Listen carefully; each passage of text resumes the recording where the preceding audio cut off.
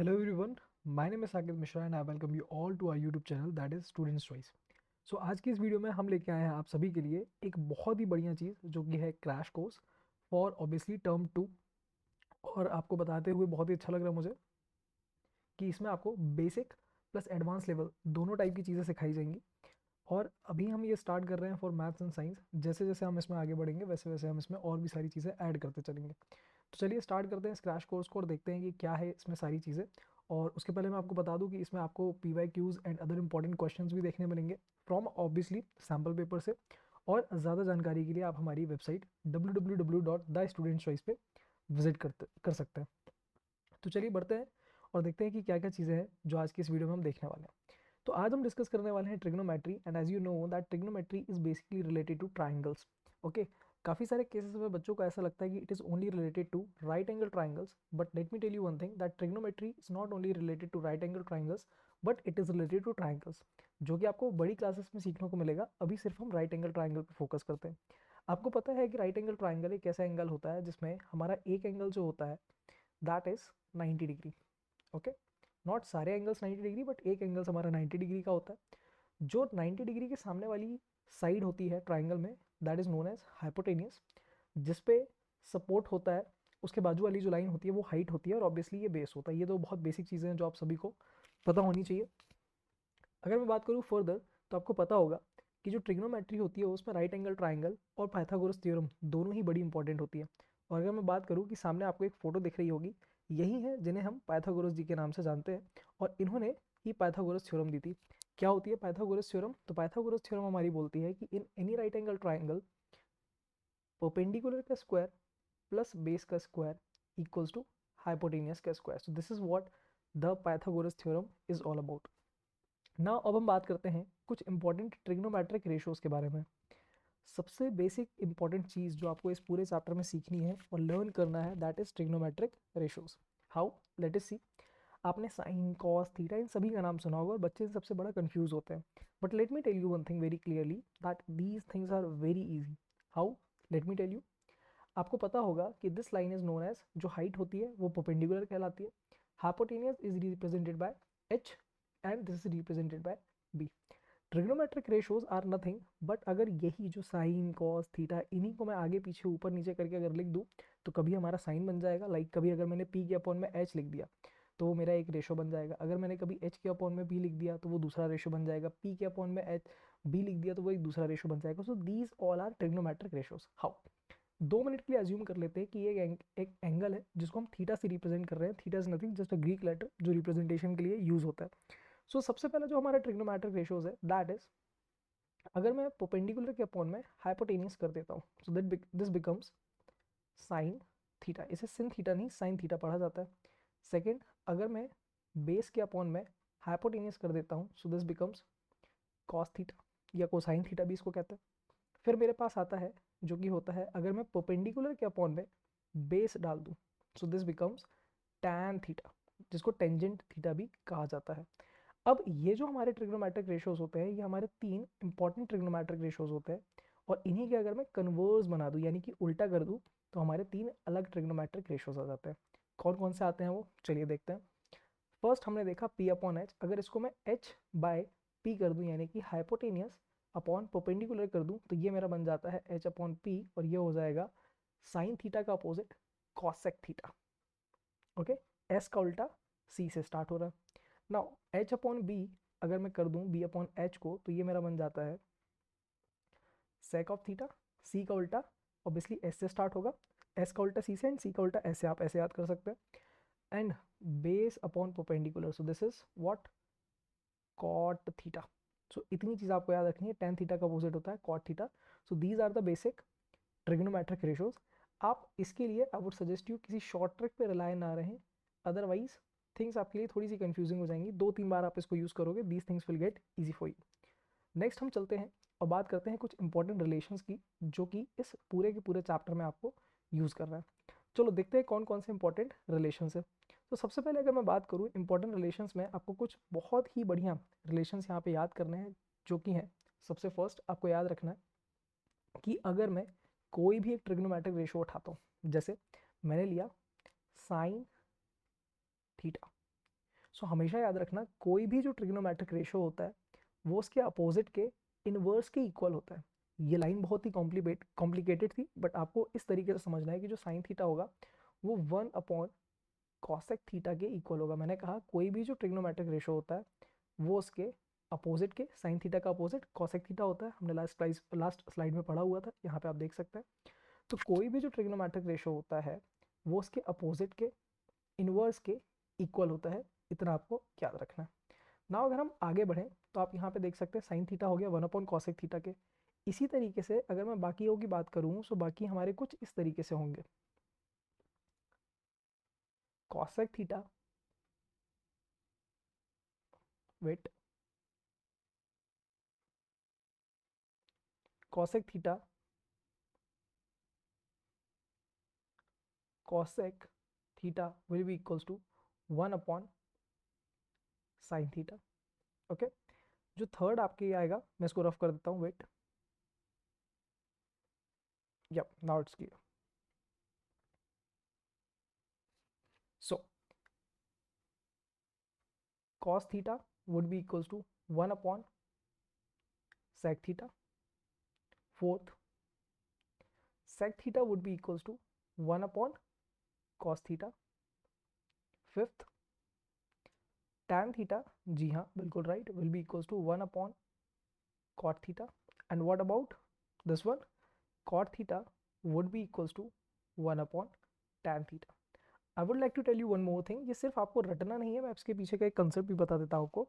कोई भी अगर हम लेते हैं, सपोज ये वाला हमने लिया, tan थीटा वाला लिया, सो आपको पता है tan theta is equals to perpendicular upon base.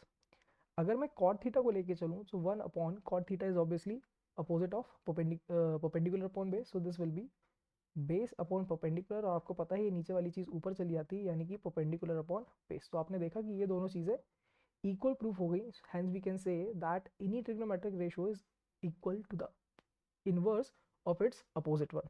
now कुछ और trigonometric relation है जो हमारे लिए याद करना बहुत ही ज़्यादा ज़रूरी होता है और हमें पता होना चाहिए, क्योंकि इनके बिना हम आगे की चीज़ें सॉल्व नहीं कर सकते। सबसे फर्स्ट चीज़ जो आपको यहाँ पे रखना है, third part of important relationships, हम इसको थर्ड पार्ट नाम दे देते हैं। ओके, और अगर ये वीडियो आपको अच्छी लग रही है तो प्लीज़ इसको लाइक करें, क्योंकि यहाँ पे बहुत ही इंपॉर्टेंट क्वेश्चंस आपके सामने आएंगे। और छोटी मोटी एरर को, जो अभी कुछ टेक्नोलॉजिकल एरर्स आ रही हैं, प्लीज़ उनको इग्नोर करें। ओके, सो फर्स्ट चीज़ जो आपको यहाँ पे ध्यान पे रखनी है कि अगर मैं कोई भी ट्रिग्नोमेट्रिक रेशो लेता हूँ, लाइक मैंने लिया साइन थीटा, और अगर मैं इसका मल्टीप्लिकेशन कर देता हूँ इसके अपोजिट के साथ, यानी कि कॉसेक थीटा के साथ, सो दिस इज ऑलवेज 1। ऑब्वियसली मैंने कहा आपको कि याद करना है, लेकिन साथ में चीज़ें भी समझनी है भाई। साइन थीटा होता है बच्चों perpendicular upon hypotenuse, and cosec theta होता है हाइपोटेनियस अपॉन परपेंडिकुलर। ऑब्वियसली ये कैंसिल हो जाएगा and I will get the 1 as my answer.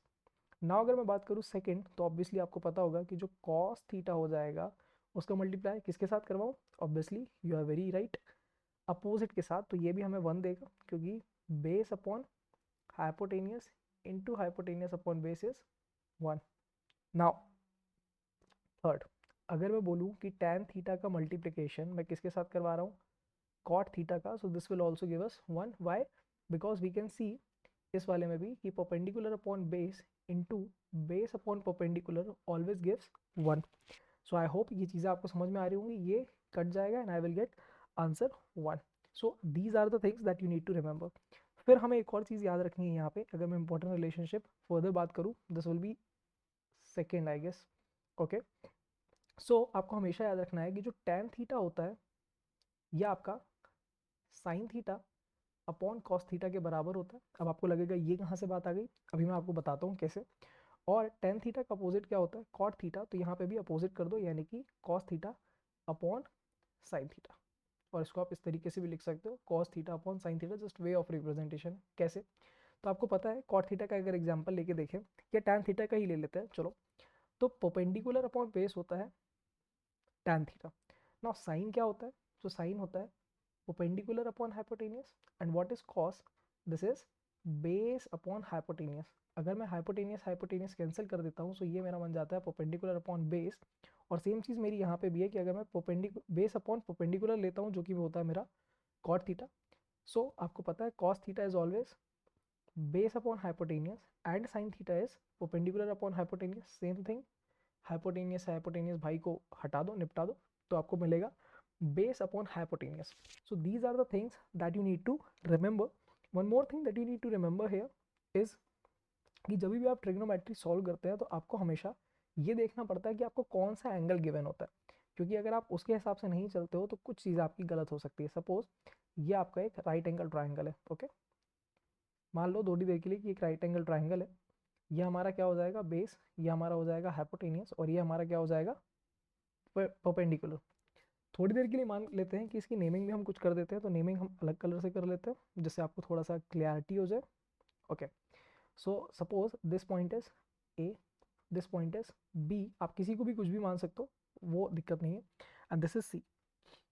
तो सपोज अगर मेरे हाइपोटेनियस की वैल्यू है 5, अगर मेरी बेस की वैल्यू है 4, और अगर मेरी परपेंडिकुलर की वैल्यू है 3. ऑलवेज रिमेंबर, जो हमारा हाइपोटेनियस होता है, जो हमारा हाइपोटेनियस होता है, that is the longest, that is the longest side of any right angle triangle. Okay, so now अगर मुझे इसमें साइन b की वैल्यू चाहिए, और अगर मैं बोल दूं एट द सेम टाइम कि मुझे साइन c की वैल्यू भी चाहिए, तो क्या इन दोनों में डिफरेंस होगा, ये दोनों सेम होंगी, उस पर थोड़ा सा हम डिस्कशन कर लेते हैं.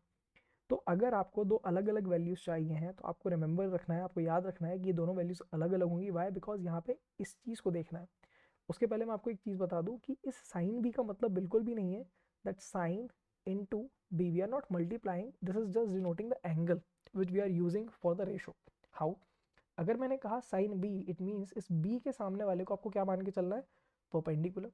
अगर 3 हमारा परपेंडिकुलर है तो ऑब्वियसली बेस क्या होगा, 4, बिकॉज हाइपोटेनियस तो फिक्स रहता है, सिर्फ परपेंडिकुलर और बेस आपस में इंटरचेंज हो सकते हैं, उसके अलावा कोई भी ऐसी चीज़ नहीं है जो इंटरचेंज हो सकती है. सो नाउ आपको ये चीज़ याद रखनी है कि साइन होता है हमारा परपेंडिकुलर अपॉन हाइपोटेनियस. तो what is the perpendicular for B angle, that is 3, and what is the hypotenuse, so hypotenuse is always fix.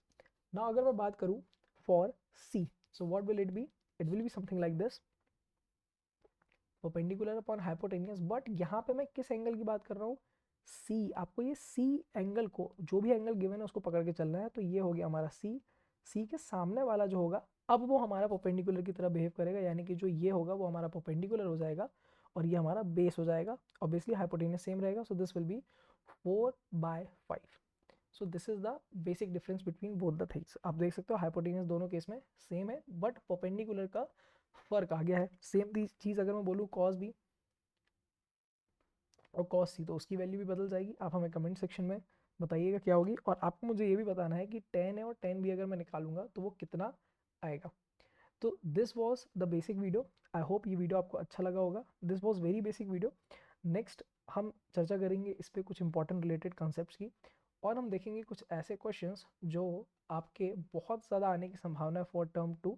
Obviously ये टर्म 2 जो है CBSE वालों को पहले ही आ चुका था, बट फॉर ICSE ये एक बहुत ही इंपॉर्टेंट वीडियो होने वाला है. सो आई होप ICSE वाले और CBSE वाले दोनों इसको ध्यान से देखेंगे, क्योंकि नेक्स्ट जो हमारे वीडियोस आएंगे उसमें एक हाइट एंड डिस्टेंस भी टॉपिक रहेगा.